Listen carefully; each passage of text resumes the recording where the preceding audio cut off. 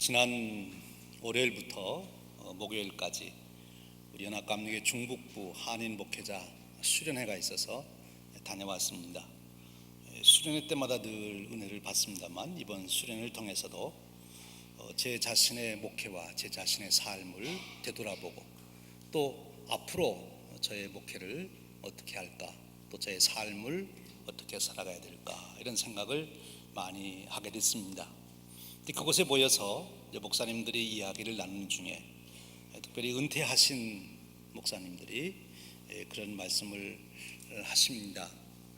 지난 목회 여정을 살펴보면 참 하나님의 도우심으로 이렇게 왔는데, 근데 좀 아쉬운 것이 있다면 내가 그때 그런 실수를 안 했으면 참 좋았을 텐데, 그때 그 문제를 잘 넘어갔으면 참 좋았을 텐데, 그런 흠이 남아있어서 좀 아쉽다. 이제 다시 한다면 내가 잘 할 수 있을 텐데, 이제 이런 말씀을 하셨습니다. 어떻습니까? 여러분들은 여러분의 인생을 종종 이렇게 되돌아보거나 또는 앞날을 내다보며 생각하는 시간을 갖습니까? 그때마다 여러분 마음속에 간절하게 드는 생각이 무엇입니까? 내 인생에 참 어느 한 토막을 잘라 보아도 아름답고 존귀한 그런 모습이 드러나면 참 좋겠다. 그런데 종종 우리가 아쉬운 것은 우리의 삶의 어느 한 순간에 참 그래서는 안 됐을 텐데 우리의 실수가 있게 되고 또 우리의 허물이 드러나게 되고, 어찌 하면 그런 것을 면하며 살 수 있을까? 그 장로교회 소요리 문답에 보면 우리 인간의 목적이 뭐냐? 그럴 때 그 인간의 목적은 하나님을 영화롭게 하고 영원히 그를 즐거워하는 것이다. 이 두 번째 질문이 있어요. 그럼 어떻게 그렇게 할 수 있는가? 그럴 때 하나님 말씀, 성경 말씀이 바로 그 모든 길을 가르쳐 준다. 오직 성경 말씀이 그것을 가르쳐 준다. 그렇게 답을 주고 있습니다. 그렇습니다. 우리가 인생을 살아가며 정말 하나님께 영광 돌리는 삶을 살길 원하고 또 고귀한 삶을 살길 원하고 정말 아름다운 그런 삶의 흔적을 남기기를 원하는데, 어떻게 그렇게 살아갈 수 있을까? 그 고민을 많이 한 사람이 바로 시편 119편에 소개되고 있습니다. 이 시편 119편은 히브리 문학의 절정이다, 그렇게 표현합니다. 시 중에 가장 잘 쓰여진 시다, 그렇게 말하기도 합니다. 왜냐하면 이 시편 119편은 22개의 시가 모여져 있는 시편이에요.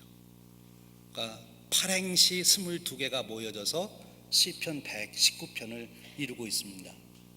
그러니까 22개의 시가 들어있으니까 참 귀한 거죠. 그런데 그 22개의 시가 어떻게 순서별로 엮어져 있느냐 하면, 히브리의 알파벳은 22개입니다. 그래서 알렙부터 시작해서 쭉 이제 이어지는데, 그 22개의 첫 번째 알파벳가 첫 번째 시의 첫 마디의 글자가 되는 거죠. 그리고 그 첫 번째 나오는 알파벳이 첫 번째 시에 몇 번씩 반복이 됩니다. 두 번째는 두 번째, 세 번째는 세 번째. 오늘 우리가 읽은 이 105절에서부터 112절까지는 14번째 시가 되는 겁니다. 그리고 14번째에 해당되는 알파벳 넌이라고 하는 그 자음이 이 시의 첫 번째 글자가 되고, 그리고 매 절마다 그 자음이 들어가도록 그렇게 지어져 있어요. 그러니까 참 아주 문학적으로 굉장히 준비를 해서 그렇게 쓰여진 시라고 볼 수 있겠죠. 우리는 번역된 글을 읽기 때문에 잘 못 느끼는데 히브리어를 하는 히브리어 원문으로 읽으면 더 많은 그 시의 느낌을 받을 수 있다고 합니다. 우리는 이 119편, 그러니까 22개가 팔행으로 되어 있으니까 총 절수로 말하면 몇 개가 됩니까? 176절이 되는 거죠.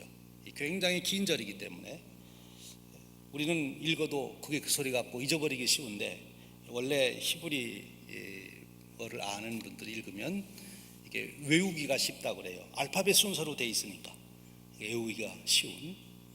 근데 이 시편 119편을 22편의 시로서 이렇게 묶을 수 있는 것은, 또 그렇게 묶은 것은 왜냐하면 주제가 같기 때문에 그런 것입니다. 그러니까 이 시인은 너무 이 주제가 귀중하기 때문에 22편의 시의 주제로 이렇게 엮어 놓게 된 거예요. 한 번만 읽어도 다시는 잊어버리지 않도록, 정말 이 시를 한 번 읽은 사람이면 이 시의 주제를 절대 잊어버리지 않고 그것을 생활에 지킬 수 있도록 하는 그런 아주 귀한 시가 된 거죠. 그럼 이 시편 119편의 시의 주제가 뭐냐? 그것은 하나님의 말씀입니다. 하나님의 말씀이 얼마나 귀중한가, 얼마나 능력 있나, 하나님 말씀이 얼마나 우리의 삶을 축복으로 이끄는가, 이런 말씀을 계속 기록하고 있는 것이지요. 오늘 이 시편 119편을 통해서 우리의 삶을 정말 후회 없이 살 수 있도록, 아름답고 존귀하게 살 수 있도록 우리를 인도하시는 그 말씀의 비밀을 우리가 함께 생각하며 하나님 말씀에 대한 그 은혜를 우리 마음속에 새기기를 원합니다. 오늘 우리가 읽은 말씀에 보면 105절에 이렇게 말합니다. 주의 말씀은 내 발의 등이요 내 길의 빛이니이다. 주의 의로운 규례들을 지킴으로 맹세하고 굳게 정하였나이다. 우리가 인생의 여정을 말할 때 길을 간다, 그렇게 표현합니다. 그래서 지나온 생을 지나온 길, 앞으로 가야 할 길을 진로를 정한다, 이렇게 말하게 되는데, 어떻습니까? 여러분들은 앞으로 살아갈 삶에 대해서 아무런 고민이 없으십니까? 아니면 내가 어떻게 살아야 될까 고민이 많습니까? 요즘에 우리 젊은이들이 고민이 많다고 그래요. 진로 문제 때문에. 우리 생각에는 직업이 많아져서 아무거나 선택해도 될 것 같다, 많으니 좋지, 이렇게 생각하기 쉬운데, 막상 당사자들에게는 너무 직업이 많아서 내가 뭐를 택해서 내 평생 살아가야 될까, 이 걱정이 많다는 거죠. 그래서 대학에 가서도 전공을 여러 번 바꿔야 한다는 것입니다. 등을 비롯해서 우리 현대인들에게는 어떻게 살아가야 되는지 고민이 많다는 거예요. 그럼 직업적인 면에서뿐만 아니라 우리 인간은 본래적으로 미래에 대한 두려움이 있습니다. 왜요? 미래를 모르니까. 우리는 5분 앞을 내다볼 수 없는 그런 존재이기 때문에 언제나 미래는 내게 두려움으로 다가오게 되는 것이지요. 여러분 어떻습니까? 내일을 바라보며 정말 기대에 차 있고 내가 가야 할 길이 분명하고 그렇습니까? 그렇다면 그런 참 축복된 사람입니다. 근데 오늘 성경은 우리에게 주의 말씀은 내 발의 등이요 내 길의 빛이니이다, 이렇게 말씀하고 있습니다. 특별히 여기서 내 길의 빛이니이다 라고 하니 길이라는 말이 나오는데, 길을 갈 때에도요, 큰 고속도로, 그런 도로를 갈 때는 빛이 없어도, 전등이 없어도 우리가 넘어지지 않고 갈 수 있어요. 그런데 오늘 여기 나오는 길은 그런 길이 아닙니다. 히브리인들에게는 길이라고 하는 말이 4가지의 길의 뜻이 있대요. 우리는 다 길로 번역하지만 시편 1편에 복 있는 사람은 죄인의 길에 서지 아니하고 할 때 그 길은 떼렉이라는 말인데 왕의 길 또는 큰 길을 그렇게 말합니다. 그런가 하면 잠언 3장 6절에 나오는 너는 범사의 그를 인정하라 그리하면 내 길을 지도하시리라 할 때 그 길은 일반 포장된 큰 길을 말한다고 그래요. 그리고 시편 23편에서 나오는 길이 있는데 내 영혼을 수생시키시고 자기 이름을 위하여 의의 길로 인도하신다, 여기도 평범한 길을 말한다고 그래요. 그런데 오늘 우리가 읽은 105편에 나오는 길은 나티브라고 하는 말인데 좁고 험한 길을 말합니다. 우리 한국의 길로 말하면 산길을 말하겠죠. 고속도로가 아닌 산길. 여러분 산길을 밤에 걸어보신 적이 있으십니까? 남성들 중에 군대 갔다 오신 분들은 군대에 있을 때 야간 행군을 하셔서 아실 거예요. 이제 큰 도로를 따라 야간 행군을 할 때는 걱정할 게 없어요. 눈 감고도 그냥 앞에 사람 가는 대로 가면 됩니다. 그런데 산 계곡으로 들어서서는 정신을 바짝 차려야 되는 거죠. 왜냐하면 발을 잘못 디디면 벼랑 아래로 떨어지기도 하고, 잘못하면 앞에 있는 나무에 부딪히기도 하고, 그러니까 아주 조심스럽게 가야 되는데, 그때 전등을 딱 켜서 비치면 너무 편하게 걸을 수 있는 거예요. 왜냐하면 자기 앞에 돌이 있는지 나무 뿌리가 있는지 잘 알 수 있기 때문에 그런 거죠. 그래서 이 산길을 갈 때는 꼭 전등이 필요한 거지요. 그런데 바로 우리의 인생의 길을 갈 때 그것은 꼭 산길을 가는 것과 같은 것인데, 인생의 길은 고속도로가 아니라는 거예요. 좁고 험난한 길, 그것이 우리 인생이 가는 길인데, 그때 거기에 불을 비춰주는 일이 있다면, 밝게 비춰준다면 우리가 걸려 넘어지지 않고 얼마나 잘 갈 수 있겠느냐 하는 것입니다. 빛이 없기 때문에 넘어지게 되는 거지요. 그 앞에 표현되어 있는 내 발의 등이요, 이런 표현이 있는데, 이 표현은 옛날 여러분들이 이 호롱불을 키워서 이 등에 넣어서 이렇게 들고 다니는 그런 것을 경험해 보신 분은 알 수 있어요. 여러 사람이 모여서 이제 길을 가는데 이 등을 켜가지고 이렇게 들고 가면은 이 든 사람만 길이 보이지 사실 다른 사람은 잘 안 보여요. 이 사람이 가니까 그냥 따라서 가는 거죠. 그 등을 든 사람은 자기 발등 위에다가 바로 그 등을 비추고 가기 때문에 넘어지지 않고 잘 갈 수가 있는 것입니다. 우리가 인생을 살아가며 넘어지지 않는다, 실수하지 않는다, 후일에 돌이켜봐도 참 내가 왜 그랬나 하지 않고 정말 내가 잘했다고 그렇게 말할 수 있는 그런 삶을 살려면 내가 가는 그 길을 잘 볼 수 있어야 된다는 것입니다. 그런데 무엇이 그런 역할을 해주느냐? 주님의 말씀이 그 역할을 해주신다는 거예요. 여러분 인생을 살아가면서 넘어지기를 원하지 않으시는 분, 실수하기를 원하지 않는다면, 여러분이 정말 실수 없이 여러분의 인생을 살기를 원한다면 여러분의 인생의 길을 주님의 말씀으로 비추라고 하는 거예요. 그런데 그럼 주님의 말씀으로 내 길을 비춘다고 하는 것은 구체적으로 어떻게 하는 것이냐? 106절이 말씀해 주시고 있어요. 주의 의로운 규례들을 지키기를 맹세하고 굳게 정하였나이다. 이 말씀의 뜻은 이제 주의 말씀이라는 말을 어떤 단어로 바꿨어요? 규례라는 말로 바꿨어요. 이 규례라고 하는 말을 오늘 우리 생활에 맞는 말로 바꾸면 무슨 말이 되는가 하면 매뉴얼이라는 말과 같은 말, 매뉴얼. 여러분 요즘에 냉장고를 사도 매뉴얼을 봐야 되고, 또 제일 우리가 많이 쓰는 요즘 스마트폰 사면 이 매뉴얼을 잘 보고 그걸 작동을 시켜야 되는데, 매뉴얼을 모르면 아무리 좋은 기계를 가지고 있어도 제대로 쓸 수가 없습니다.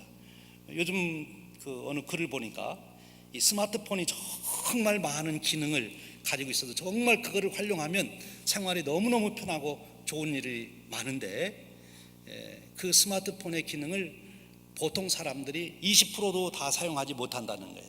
비싸게 돈 주고 사서 못 사용하는 거죠. 왜요? 매뉴얼을 모르기 때문에. 근데 매뉴얼을 알면 그걸 가지고 별별 것을 다 하는 거예요. 참 편한 시대가 된 거죠. 근데 이 하나님 말씀이 매뉴얼로 삼으라, 그것입니다. 그러니까 여러분 스마트폰 하다가 잘 못하게 생겼으면 다시 매뉴얼 꺼내가지고 읽어보잖아요. 어떻게 하라고 그랬나? 그처럼 여러분들이 삶에 어떤 일을 부딪히게 되면 하나님 말씀에서는 이런 때 어떻게 하라고 그랬지? 다시 매뉴얼을 꺼내서 그것을 읽어보고 그 매뉴얼대로 하면 되는 거예요.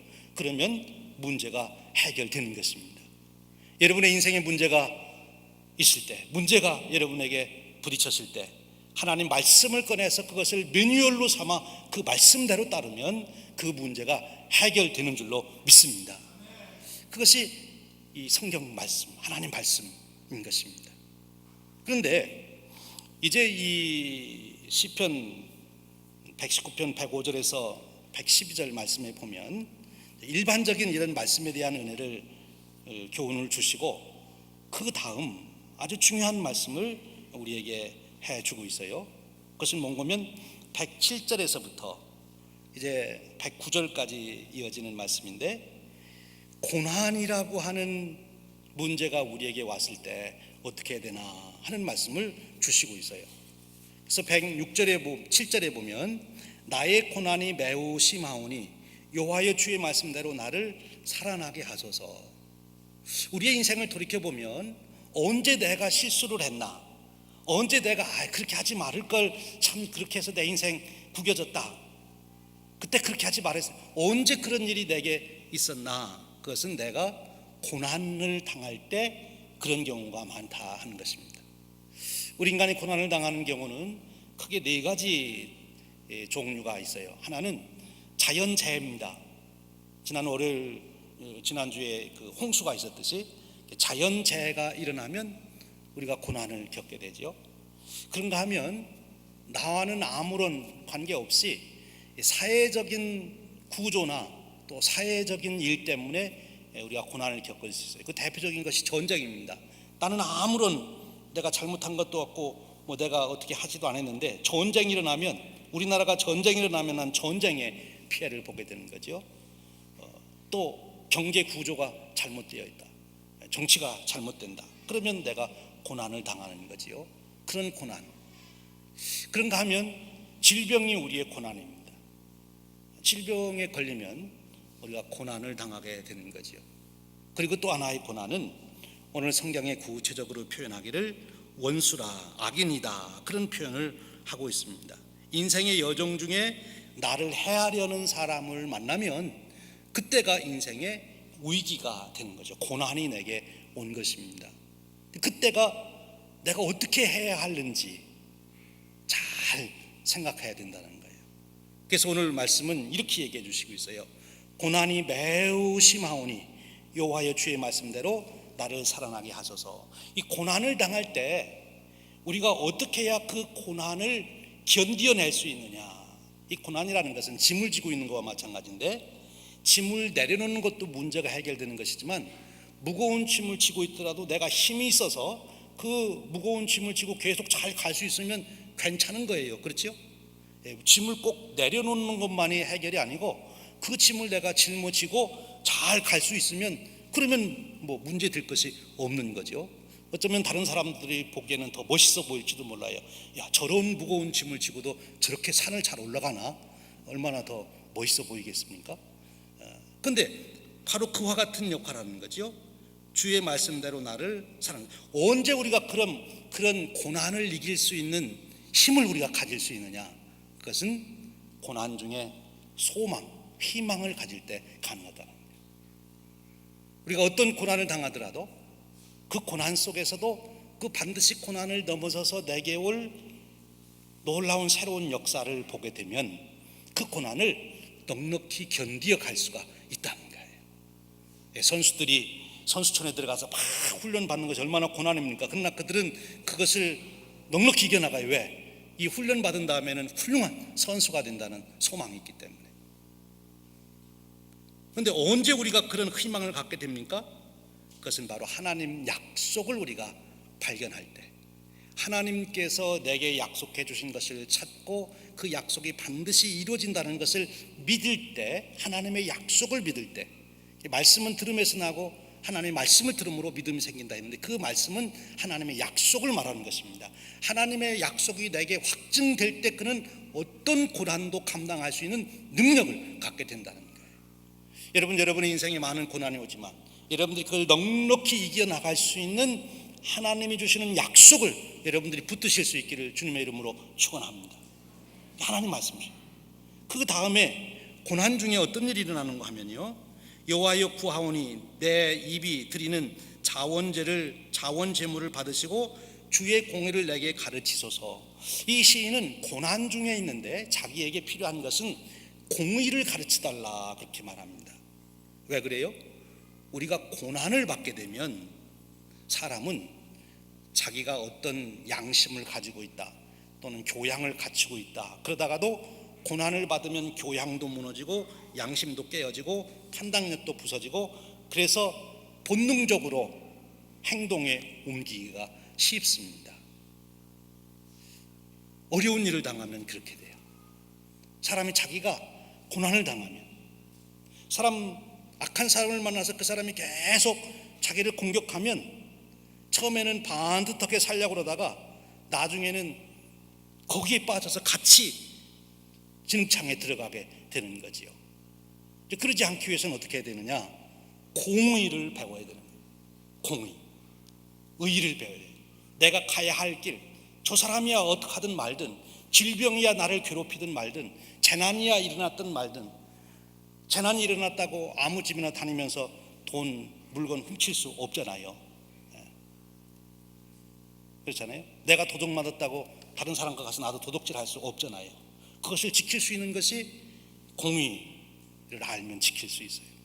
하나님께서 심판하시는 바를 알고 무엇이 옳고 그른 것인지를 내 마음에 확실하게 가지고 있으면 내 인격이 양심이 무너지지를 않는 것입니다. 그런데 하나님 말씀이 그 역사를 해주신다는 거예요. 여러분의 인생을 살아가며 어떤 어려운 일을 당하더라도 여러분의 인격이 망가지지 않고 여러분이 정말 존귀하게 살아갈 수 있는, 아름답게 말할 수 있는 그런 은혜를 여러분들이 누리시길 원하십니까? 그렇다면 말씀을 통해서 공의를 배워야 됩니다. 그리고 어려운 일을 당할 때 세 번째 보면 9절에 나의 생명이 항상 위기에 있어 오나 나는 주의 법을 잊지 아니하나이다. 생명이 위기에 있는데도 주의 법을 잊지 않게 해달라고 이 시인은 기도하고 있어요. 생명의 위기를 당하게 되면 많은 사람들이 무너집니다. 많은 사람들이 그렇게 의연하게 보이고 그렇게 공의를 따르고 그렇게 모든 모습 존귀한 삶을 살던 사람들이 생명의 위기를 겪게 되면 달라지는 거예요. 여러분, 큰 화재가 난다든지 큰 문제가 생겨서 사람들이 위기에 처했을 때 그런 장면들을 영화한 것을 이렇게 보면 사람들이 막 변하잖아요. 위기에 당하는. 그런데 그 위기 중에서도 제일 먼저 생각하는 것이 내가 살겠다고 하는 것이 아니라 주의 법이 무엇입니까? 이렇게 생각할 수 있는 그런 얼마나 기회예요. 저는 목사로서 쭉 목회하는 중에 이 장례를 하게 되는데 특별히 임종하시는 모습들을 제가 여러 분을 보게 됩니다. 그런데 그 임종하는 모습을 보면 참 내가 죽을 때 저렇게 나도 죽었으면 좋겠다, 그런 분들이 계세요. 육신적으로도 편안하게 돌아가실 뿐만 아니라 끝까지 자기가 해야 할 말을 하고 덕이 되는 말을 하고 끝까지 그 믿음으로 자기 성도의 그 모습을 지키는 분들이 계세요.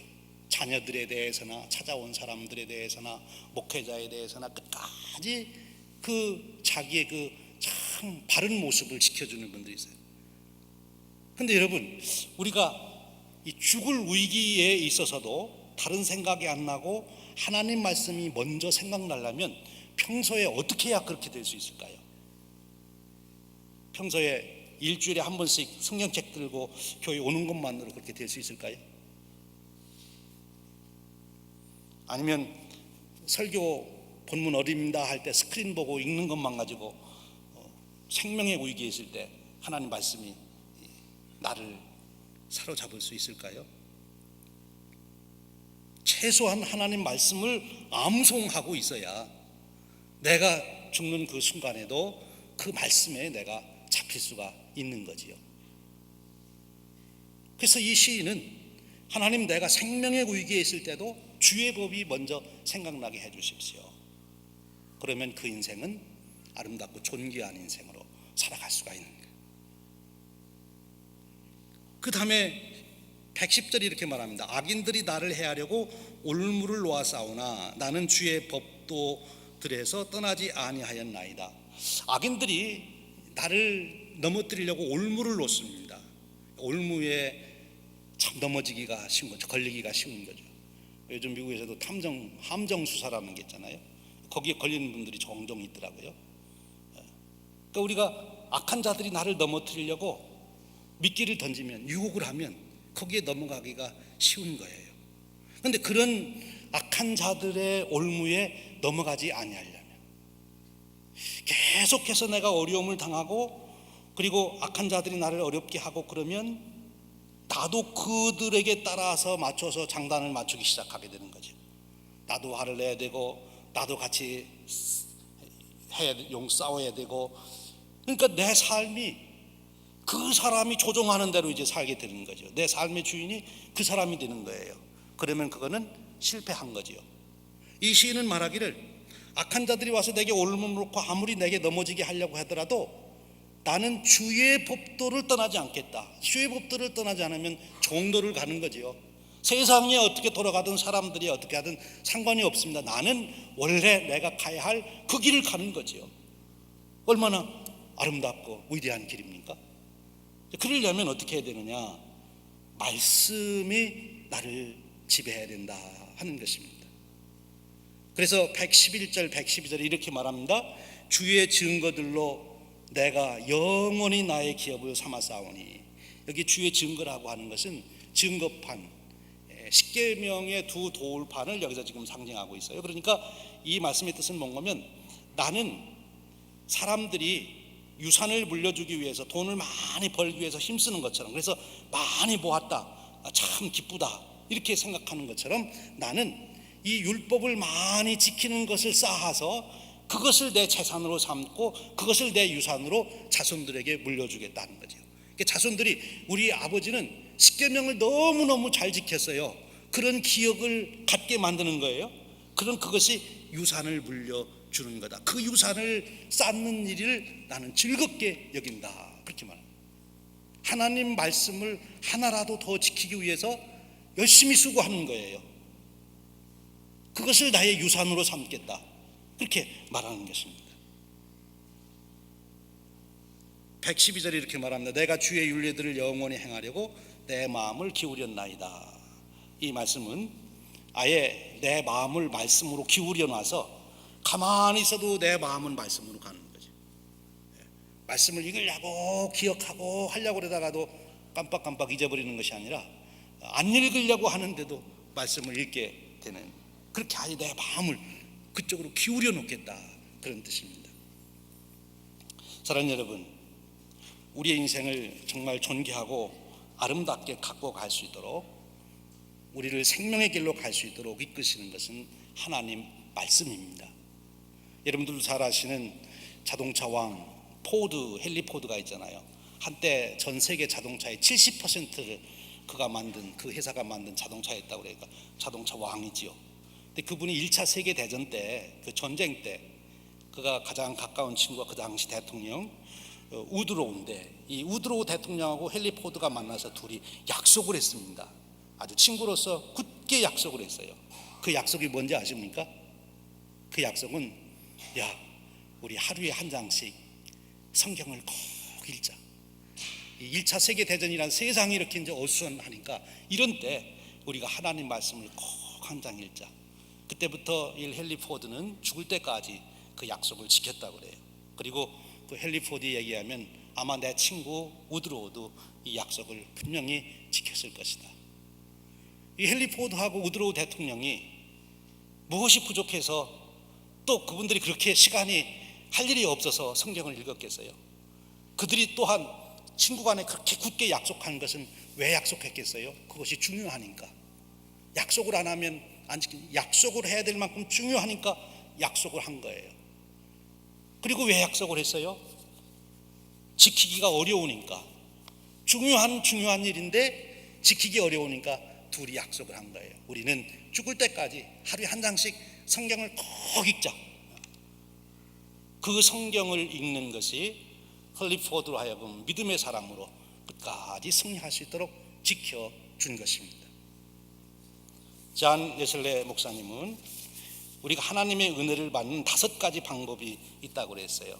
그래서 은혜의 수단이라고 그랬는데, 거기에 성찬식하는 것도 있고, 기도하는 것도 있고, 선을 행하는 일도 있고, 금식하는 일도 있고, 그런데 그 중에서도 제일 중요한 게 뭐냐? 성경을 읽는 거다. 성경 읽기. 잔 웨슬리 목사님 열심히 성경을 읽었습니다. 나는 오직 한 권의 책의 사람이 되고 싶다. 그렇게 고백하면서 성경을 읽었어요. 사랑하는 여러분, 여러분의 삶에서 다시 한번 성경 읽는 시간을 여러분들의 삶에 우선순위로 두시는 축복이 있으시기를 축원합니다. 여러분들이 성경 말씀을 매뉴얼로 삼고 여러분들이 성경 말씀을 매일같이 읽으면 여러분의 삶은 아름답고 고귀한 삶으로 한 걸음 한 걸음 인도되게 되는 줄로 믿습니다. 성경 말씀을 읽으시고 좀 더 재미있게 읽으시려면 이 묵상지 기쁨의 언덕으로 이거 구입하시 읽으시면 돼요. 이 묵상지를 구입해서 3년을 읽으면 성경 전체를 읽게 되는데, 그러면 여러분들이 3년치를 모으면 이 한 권 한 권이 성경 한 권이 돼요. 그리고 이 3년치를 처음부터 끝까지 잘 읽으시면 약 36개의 그 성품 기사가 나오고, 그리고 본문을 가르쳐주는 안내서가 2,000개가 소개가 되고, 소그룹 모임에서 또 자기 자신에게 질문해야 될 1,000개의 질문이 있어서 우리의 성경 읽기를 잘 도와주세요. 여러분, 오늘 아주 저는 심플한 설교 말씀을 여러분과 나눴습니다. 우리 성경 말씀 읽자, 그리고 좀 더 깊이 말씀의 은혜를 나누기 위해서 우리 말씀 묵상을 하자. 여러분, 이것이 여러분의 삶을 어떤 경우에도 지켜주고, 심지어 여러분들이 고난 속에 있어도, 심지어 원수 앞에서도, 재난 앞에서도 여러분들의 삶이 망가지지 않고 정말 아름답고 존귀하게 살아갈 수 있는 그런 삶으로 여러분들을 지켜주시게 될 것입니다. 하나님 말씀이 우리 발의 등이고 우리 길의 빛이 되는 줄로 믿습니다. 이 축복을 여러분 날마다 누리시기를 주님의 이름으로 축원드립니다. 기도하겠습니다. 하나님 감사합니다. 저희들에게 참으로 귀한 선물 하나님 말씀, 성경 말씀을 주셔서 우리의 삶의 노정기로 삼게 하시니 감사합니다. 주님, 이 말씀을 따라 걸음으로 생명의 길로 가게 하시고, 의의 길로 가게 하시고, 승리의 길로 가게 하시고, 거룩한 길로 가게 하시고, 하나님께 영광 돌리는 길로 걸어갈 수 있도록 축복해 주시옵소서. 우리 주님 예수 그리스도의 이름으로 기도하옵나이다. 아멘.